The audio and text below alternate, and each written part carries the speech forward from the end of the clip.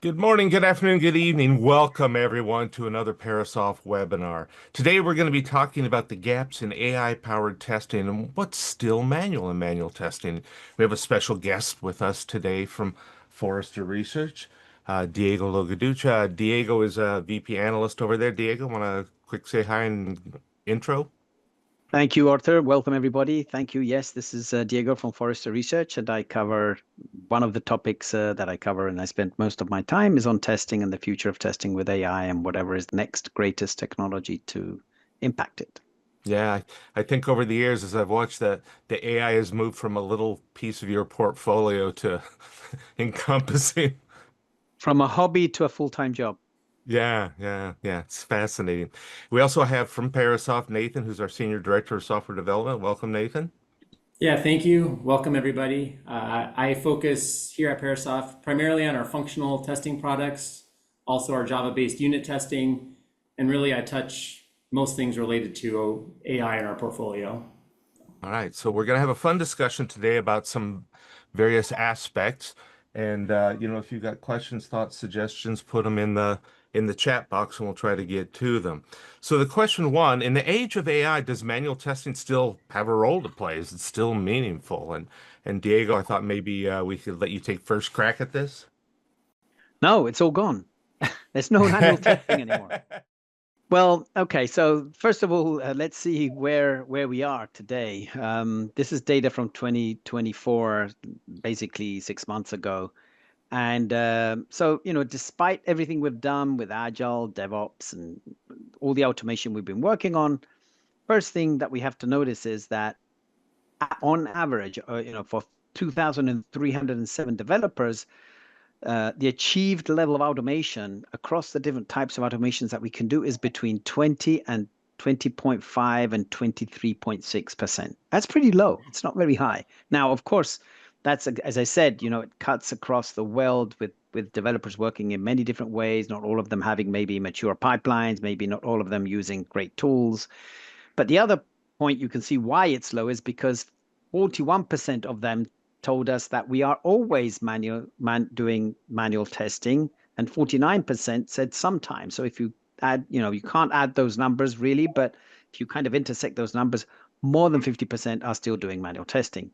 And but the other promising thing is that there are some modern testing practices that are slowly making it into the market.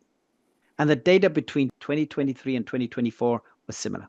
But I'm hoping and I expect that 2025 and 2026 things change because we are applying AI. So what will be the role of testers? Well, I don't think we can kind of plan it out precisely. So I break it into two, maybe stages, could be even three, but let's say two. In the short term, first stage one, testing will be, testers go from automating tests themselves, from writing scripts to automate tests. We've gone to trying to automate them. And with AI, it's going to be the AI that's going to help them automate them. They can ask it with a prompt, basically, but their role will still be to review that test, right? So it becomes more of a review role. It's a little bit like the developers, right, that are using code generators.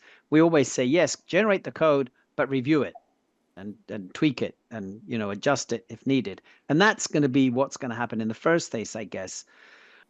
And then at the same time, they have to kind of understand what these tools do. What's the art of possible with AI, not just for automating tests, but for anything they do in testing, right? Can AI help me maybe come up with a test plan?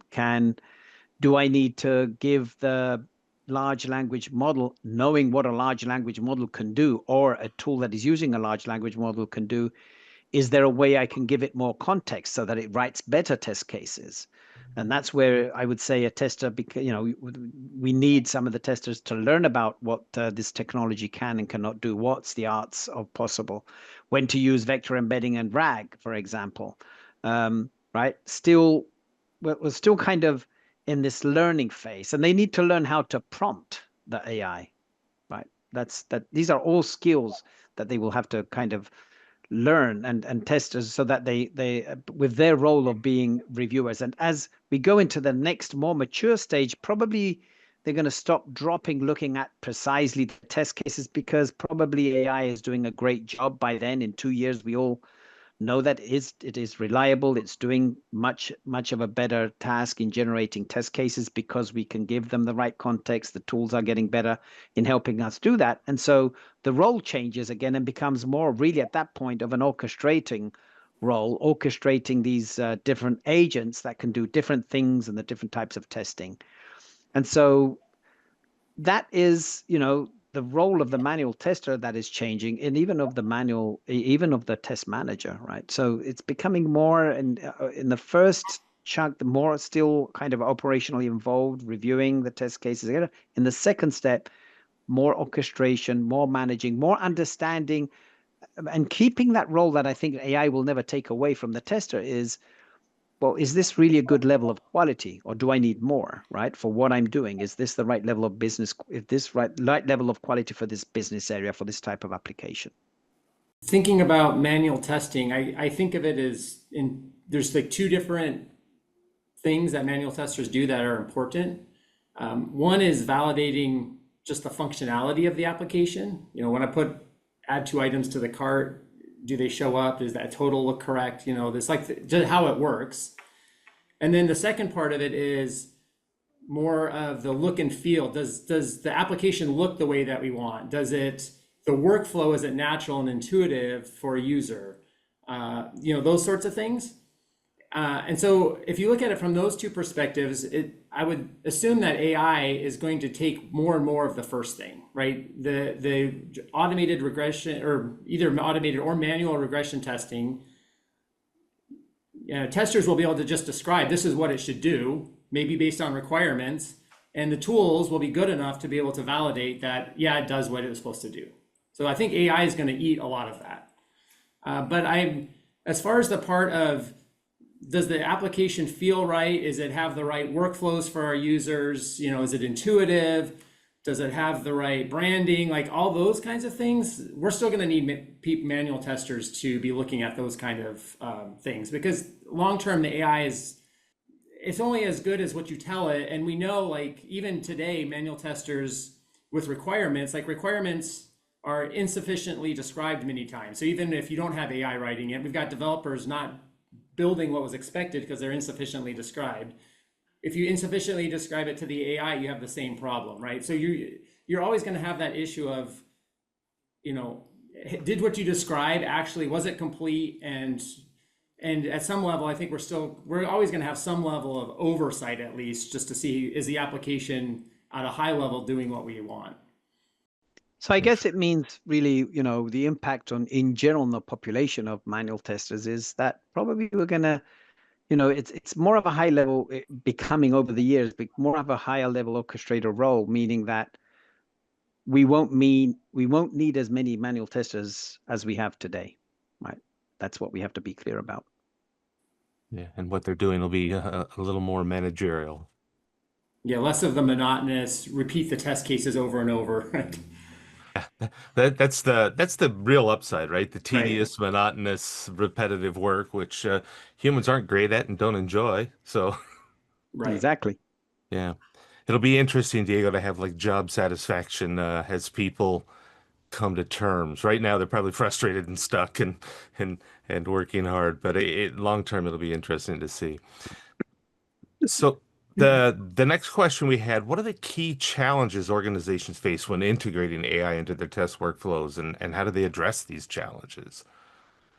Well, the first challenge is exactly what we were talking about, which is getting people to use and leverage the AI and not having the fear of losing their job, right? But let's assume we get over that, which is something we have to face. That is a challenge in itself, I would say. It's the adoption challenge. But the other one is, as I was mentioning a minute ago, it's really understanding, do testers, organizations need to find out, do testers need to learn about AI? Do they really need to get into the concepts of large language models, and what does retrieval augmented generation mean? Why would I have to use it? How do I provide the context? So it's on one side, there's some technical upskilling challenges that we have to go through. And I guess it's also understanding, it's also dealing with the innovation that is changing so fast. And so we're getting, bombarded with updates and upgrades every other week. We went from large language models to multi-model models, to then agents came in the last 6 months, and now everybody wants to, everybody's is talking about agents and implementing agents, and we're talking about agentic AI, which is not here yet, but I know that some companies say, oh yeah, we're implementing agentic, but really that's not the case. Agentic is when we're talking about those 3-4 years out, perhaps when testing becomes completely autonomous. And again, we're just overseeing the testing. So the challenges are finding out, how do you adopt that you have to, first of all, you have to get some training, and you have to, and the challenge is, right, making sure that you get that training well organized and funded, and that some training is done. You have to understand what the tools out there are offering from an AI perspective, right? What is possible from the AI, but what does the tool do for me? How can it really help me? More than what a standard test automation tool was doing. That's the question I always ask a vendor that tells me we're doing AI testing, we're infusing AI in testing, and my first question is, okay, so what can I do with your tool now that I couldn't do 6 months ago when you were not using, or a year ago when you were not using AI?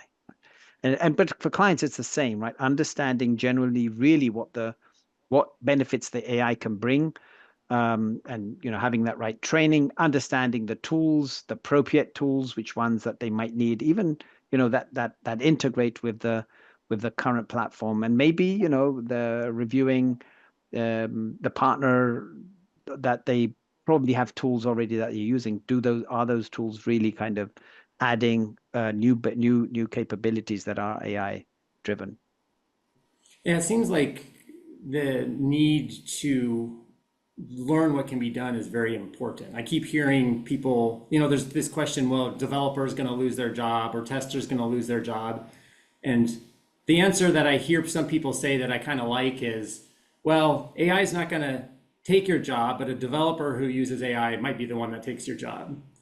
And I think if we ignore, or organizations ignore AI and its impact, they're going to get left behind. So I think it's very important that individuals, just for their own careers, but also organizations, are figuring out, what can the AI do for me? How can I use it?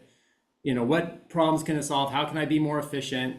And just start learning how to use it, because if we don't even do that, we're just going to get left behind really fast. Yeah, and there's what we kind of probably need to emphasize a bit. One thing that we both have now said more than once is that prompt engineering that kind of we all hear about. It really is true that you have to, and you learn. Maybe there are workshops. I know that companies share the greatest prompts so that others can reuse them. But each one of us has to go through the psychology of starting to interact with an AI. Right. And you'll find out your own ways of getting more out of the AI, asking the prompts in different ways, trying maybe not to kind of ask the huge question all at once and getting a big response back, but getting there step by step, and it's like having a conversation with another expert on your, in front of you, and you're trying to get to a solution, and you discuss it iteratively. That's yeah, it's a challenge, which, I mean, there are solutions to these challenges, fortunately, for some of these that are easy. And I would say for prompt engineering, have the experience, make sure that you do what others are doing, which is let's discuss, let's do shared meetings around what are the good prompts, how they worked for you, what was a bad prompt maybe and didn't work so well. These are, we can get over those challenges by open collaboration, creating communities around it in the organizations, and sharing the experience. Yeah, and I think it's really important as you're experimenting with the prompts. The thing that it helps with is you learn what's the AI good at today and what is it not, and it helps you learn, right? What can you use it for reliably, And then what are cases where I really either need to double check it or maybe I can't use it yet? And just learning that and keeping up to date, because it's obviously always changing, is really going to help adoption in the future. Yeah, I think it's really important, right, that we learn how to ask questions properly. You know, Nathan, a minute ago you referred to requirements often being not quite correct. And now with prompt engineering, you're essentially doing requirements on the fly when you're talking to it, right? And the better you are at it, the more So successful. I have a little story I can tell you about this, which reminds me. I just kind of flashed back into my mind. I was at an AI summit in Europe a few weeks ago, and there was a social professor giving a presentation on the title was, "What are you going to do when you're not the smartest person in the room?" Because the smartest person is the AI. And one of the conclusions that his presentation gave is ask the right question. So it's not going to be the ones that have the better answer, because the better answer probably is going to come from the AI.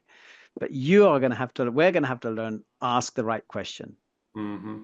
Yeah. Yeah, and how you ask the questions to these AIs is very important, right? So. Yeah. All right. So the next one is, can you describe your ideal tech stack to support an AI augmented software development lifecycle? So, Nathan, you have some thoughts on this doing in your role where you're having to deal with this every day? Sure. So I'm just going to start by saying, if we're starting to use AI to generate code, and we know that a lot of people are doing that, we need to ensure that we have proper testing of that AI generated code. I think it was you, Arthur, I heard say you need to treat AI generated code as if it was written by a junior developer, which I really like, because we know that it still has problems. There's it definitely helps. It can definitely generate routines, standard routines that save time and very useful. But on the flip side, there can be hidden problems if we're not watching carefully. So that's the first thing. The second thing is, when I think about the ideal tech stack, I really want AI to help me become more efficient and find ways to solve my quality problems, things that maybe take a long time. So I'm going to look at it, talk about it from the test pyramid. At Parasoft, we like to think about the test pyramid to describe, your ideal set of testing practices. And the test pyramid, if you guys don't know, it starts with at the base of the pyramid is unit testing. So you should have the most amount of unit tests. Then further up the pyramid, you have more of like integration tests, which could be like your API level, REST API level tests. Then you get up to more like functional or UI level tests. And then at the top of the pyramid is UI testing. And it's a pyramid because it's the width of it's supposed to describe how much of each practice you have. And this is more of an ideal workflow. We know that this is not what organizations often have in practice, as Diego showed us. Like, manual testing is still much wider than a pyramid would indicate. And then at Parasoft, we also talk about, add to that pyramid, we would add static analysis at the bottom. So if we look at all those different testing practices and let's think about how could AI be involved in each of those practices. So from the static analysis perspective, you really want tools that can help you find and remediate issues quickly. And we find, just working with their own clients, when they first apply static analysis to a project, there's often thousands of violations, and it's really hard for them to figure out, where do I start? And you could easily imagine, well, AI could help us identify where to start. Maybe it can help us identify the most risky areas, or maybe it can help us identify, which problems are sort of clustered or grouped together because they're basically the same kind of problem, or the same problem just showed up in different ways. And so you could use AI to help you triage the issues, but then you could also use AI to help you automatically fix the issues, right? Like static analysis, when you find violations, you need to write code to fix it. AI would be good at that, right? So we could, long term, I want a workflow where static analysis gets found and automatically fixed. So all I have to do is review the fix and approve it, right? That's what I would want in a static analysis workflow. If I move up the pyramid and I talk about unit testing, we know that a lot of teams struggle to write unit tests. They don't do as much as they think they should. And so I would want a tool that would help me generate unit tests for my code, so I don't have to spend as much time writing the unit tests. And you can imagine that the AI could even help me be more thorough, so it could identify more edge cases or corner cases, and make the test more thorough, right? So again, it would save me time, so I don't have to, as a developer, spend all that time writing my unit tests. If we move up the pyramid and we move more to API testing, or even I'll include functional and UI testing in this, a lot of tools today are starting to enable users to describe their test cases in natural language. Historically, a lot of these automated testing tools have required a lot of really minute, detailed, technical work to define the specifics of the test case. And with AI, that's becoming less necessary. It's more, users can say, I want it to do X, Y, Z, and then the tool is able to, with the AI's help, is able to interpret that and actually perform that action or verify a particular behavior. And so I think we're going to expect, testers are already starting to expect this, and I think it's going to become more and more. The tools, you're now going to write it not in some technical specification, but you're just going to write it in natural language. This is how the test cases should work, and the tool is just going to be able to interpret and do that. And I was actually thinking about it because, for a couple of years now, many tools, including at Parasoft, we've promoted self-healing tools, right? So it's like, well, you write a test case and then it fails and you want a tool to self-heal it. In some ways, I think self-healing might go away because the tools are going to sort of preemptively just do the right thing rather than fail and then have to heal themselves. So I'm expecting that kind of stuff at more of the sort of functional layer. And then lastly, if you think about manual testing, the types of manual testing that we have to do today, testers still have to do that, but we really want to optimize our test selection. So when the application changes, we want tools that can tell us, well, what do I need to verify to which test cases do I need to run to verify those changes? I don't want to have to run everything. I don't want to guess at what I have to run. And so you can see how you use something like test impact analysis, which optimizes the set of tests that I need to run. And really, I'm talking about that with manual testing, but you could apply that all up and down the pyramid, right? Both for my unit test, my functional test. When I check in a code change, I would like tests that automatically run and just validate just those code changes. If it passes the quality gates, I can push the commit and it moves into production. So I think I should pause and see what Diego wants to say, but that's, I'm just thinking at it from, how do I play AI? I think there's lots of ways we can apply AI across different testing practices. Well, I guess just to give a little bit more of a harder time to vendors like yourself is, what I would like to see also is, well, first of all, I think the pyramid is not going to be a pyramid anymore. I mean, the layers are right, but it's like, where do you spend more time, right? We were saying start from unit testing, but unit testing is kind of something that the tools will do for you. Right? I mean, because in the past, writing unit tests meant really kind of doubling the time it takes to write a line of code, because you'd have to write, the positive and the negative classes, and just took a lot of time. So the time is going to definitely be faster and shorter, specifically for unit testing. And I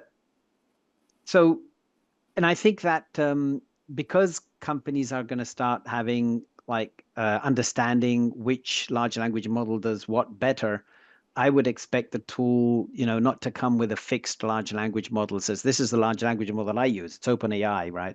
Well, I know that Claude is kind of much better with code. I would like to use Claude. So I would like to see in that tool a garden, what they call model garden, right? Where I can choose the model that I want. Give me the ability to use the model that I want, that my company already uses, that I'm already paying for on the cloud, and I don't want to pay another subscription for accessing amazing LLM and using the cloud for it. The other thing, so as agentic really comes to be in also in testing, basically, the testing is going to become more. we're going to be able, the AI is going to connect flows of tasks across the different types of testing that we do. So in other words, I think we're going to see what's happening with development where, with this concept of vibe coding, we're probably going to start vibe testing. It makes sense to think about the fact that really you're in the vibe with your testing tool, with your testing agent, and you're writing and you're asking it what you want it to do, but instead of you doing it, he or she is doing it for you. I don't know, what gender I should give it, but anyway, the agent is doing it, right? And so I'm assuming that over time, vibe testing will be something that these tools will allow us, and also in development, it's happening. But the nice thing is that here it becomes a bit recursive, because if you're vibe coding, for sure you have to have automated testing, because vibe coding, remember what it means is it means that the developer doesn't look at the code anymore. He just like he gets into the vibe of asking things get generated, try it out, it works, but someone needs to test it if you're really going to be putting it in production. So somebody has to test it, and that testing can be highly automated, but again, with some vibe testing done to kind of check all the things that you want to check before you can really deploy it into production. But I think, so I see some AI tooling as well, part of the stack, right? I think either the tool offers me a way to easily provide my context. Context is really important. So I need something.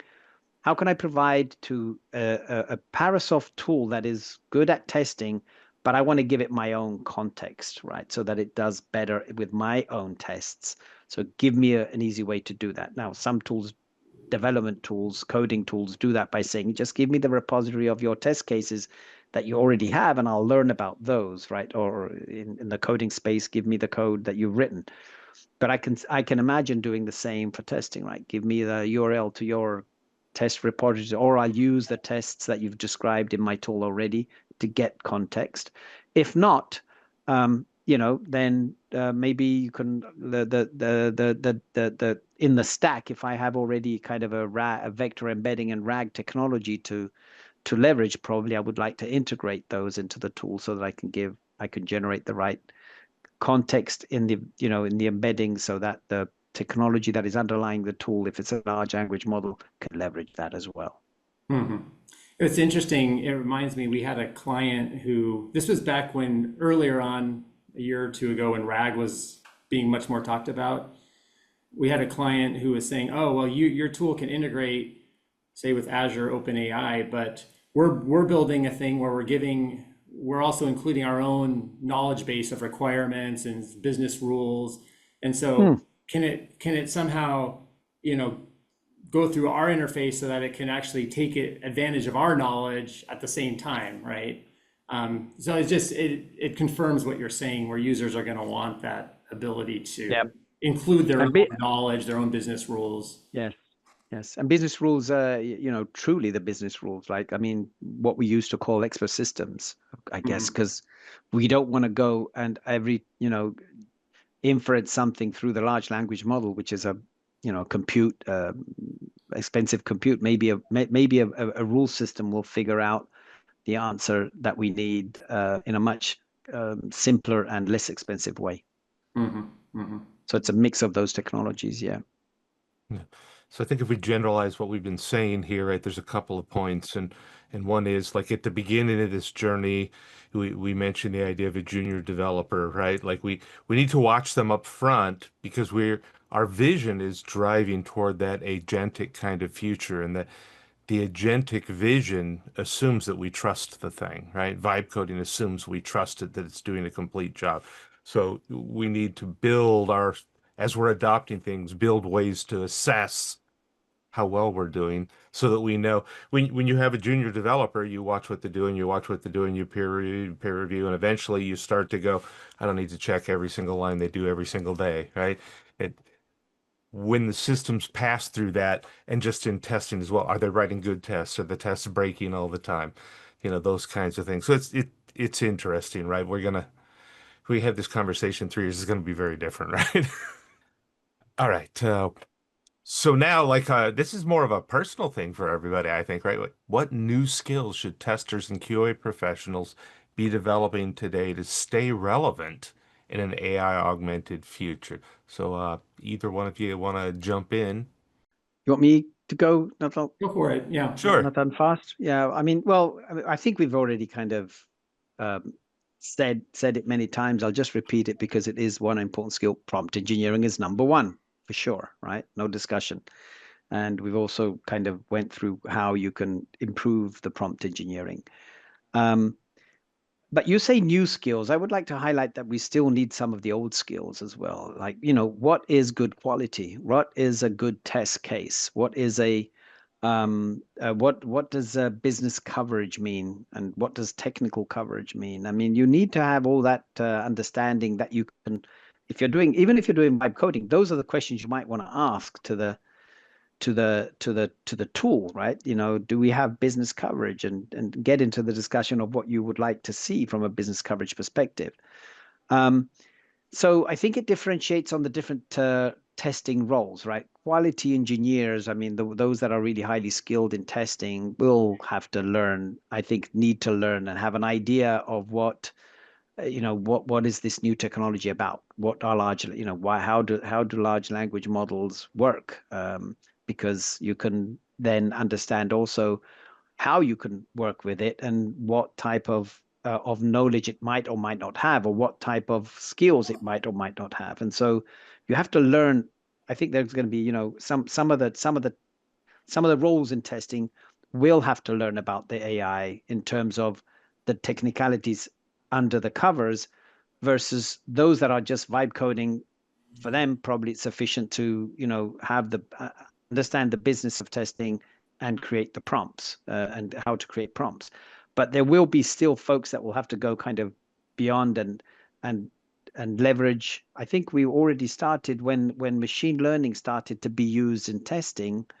We said and we saw that your teams had to learn about machine learning, right? There was some machine learning skills needed. And so here it's the same. Some large language models, how they work is needed as a skill as well. Yeah, I think that's kind of what I would say as a highlight of a few points. Yeah, it seems important to, I think we said this already, but learn how the tools and how the LLM-based tools work, whether it's the models themselves or tools that leverage the models. It seems they just knowing what they can do, what their boundaries are. If I was a QA professional, I would want to use it to help me. Hey, how can it help me generate more thorough test cases? Or maybe it can help me triage test failures that I'm running into, or generating test data, right? Oftentimes I need data, so I learn how to generate the test data with the tools. So figure out how can I use it in my day-to-day job to help make me more efficient, is one thing I would say is very important. And then knowing that AI over time is probably going to take more and more of the traditional manual testing activities, start learning some of the tools that do leverage AI that are going to replace those activities. Probably want to learn how do you use those tools and so that instead of becoming obsolete, be the person who's driving those tools and telling them what to do and validating that they did what was expected and so on. So I think the more that testers know what the tools can do, they're going to have more opportunities to further their careers and stay on top of the technology. Yeah, and I think it was interesting what Diego said, about doubling down on those basic skills, not the basic skills of coding or scripting, but those high level skills of what is a good test, right? What is good code and proper requirements. Prompt engineering assumes again that you know how to write a proper requirement, because if you can't, then you can't also do a good prompt. Right? It's not really possible. So I think it's very interesting to just double down on the high level skills and those. I hate to call people's jobs tedious, right? But the day-to-day tedious, repetitive, like, writing test cases and creating test data and reviewing test cases and things, that should all be taken over by some AI, and you're going to do the thinking part. So we have a final question here, which I think is deceptively simple, right? But what's the single best piece of advice you'd offer organizations looking to adopt AI? So, Diego, you want to take first crack at it? Well, I guess the first question customers have is where do I start from? And I would say, so I've seen different approaches here. One is the usual approach, start small and then expand right out. But start small, start putting together, so a good idea, a blueprint of how you want to leverage the technology, etc., with a small team. But I've also seen and maybe come up like, because some executives ask this as well, before I invest in something new, what is the return on investment? I hate that question because it's like, and so this is where I like those customers that have taken this different approach, which is we are adopting this tool, even if because we know that it saves at least a minute a day to this is for development, actually. It was for development. This is a very large company telling me that, no, we didn't do any business case. We just estimated that even if it saves 1 minute a day for the developer, with a price tag of X dollars per month, it's covered, right? I mean, I can pay for the tool itself just with that 1 minute of day saving that I do every day. I save 1 minute, but we know that it's more than that, right? So, and in that case, what you do is you give the tool to everyone, and if you give it to everyone, you say, well, of course, explaining what the risks are, explaining that there is, is the issue. You have to find out, are you using a tool that is SaaS based? That is, you want to make sure that your IP is protected. You want to, sure that that when you're giving it your test cases, that is not necessarily data that the vendor is going to use to retrain the underlying large language model so that it can go to other clients. So that's IP protection is very important. You have to think about that. And have and either enable the tool or not. Maybe that could be a decision that the company does, and that not each tester has to deal with, right? The tester needs to be aware that is a problem, but should have an answer from the company. And so start experimenting for sure with it. Start learning how to to prompt and use the tool. Check with your own. You have a tool already, most likely in-house, right? Does that tool offer? Is there an AI offer coming? Are there AI capabilities? Check with the vendor what the roadmap looks like. If not, adopt something that has AI to start getting to start learning about how this will really differentiate what you are doing today with the current technology that you're using, and understand what the benefit that will be coming. And then there is a phase where you start just pushing it out maybe to the rest of the organization, where if you're taking that small iterative approach that we talked about. But yeah, those are some recommendations I would make, but I'll leave Nathan also to kind of give some ideas and then eventually integrate again if needed. Yeah, my recommendation is somewhat similar. It's really need to have somebody start doing it and have at least one, if not a handful of teams that are focused on experimentation. I know here at Parasoft a few years ago, I mean, we established, this was even before large language models, we established an AI research team. It's a very small team, it's not very big, but we had them keeping up on everything happening in the industry. And then anytime development teams had ideas, well, could we do this? Could we do that? Then we would feed them the ideas and say, hey, can you go help us validate? Will this work? Will it not? They would do some research, feedback the information, and then some ideas were like, yeah, that's something we could actually implement. That's an idea, and nah, maybe not. And then those things have found their ways into our products. I think the point is that having somebody who's focused on it will help you make sure that you're constantly staying up to date with what's going on and trying to apply it. And then as you apply things and find things work, then you can roll it out to more teams in your organization. And they can start achieving the benefits. But for me, the main thing is really it's important to, prioritize it and then constantly be learning and experimenting. And I would, you know, I would say also kind of when you start, because it's an exciting technology, it's very powerful. I think in order to really make the most out of it is share it, share the knowledge, the experience, make sure that the learning that comes out of those early days is shared and available to a larger population within, you know, your company, so that you don't have the people going through the same mistakes, you know, twice maybe, and it will speed up the process of adoption as well. Mm-hmm. Yeah, and then as you share, more people will say, "Oh, that's cool. I want to try that," right? And it helps evangelize it, I guess, right? Yeah. But Yeah. having someone that manages the community, perhaps create a community, and you know, you need someone that leads this. It's a small team. It's not a big investment. It's a small team. Mm-hmm. Give it the charter to, like, you know, we're gonna modernize our testing with AI. You team, make it happen. Yeah. Yeah, and I liked your Vibe ROI example there, Diego, right? Like, not we spent years and years trying to figure out if it's going to be worth it. It's like we know that it's going to cost less than it gives us. Exactly. So that's Exactly. enough, right? And it'll be interesting when you talk to them, I'm sure next year and the year after, to see if they have a better feel, but I bet you it's more than a minute.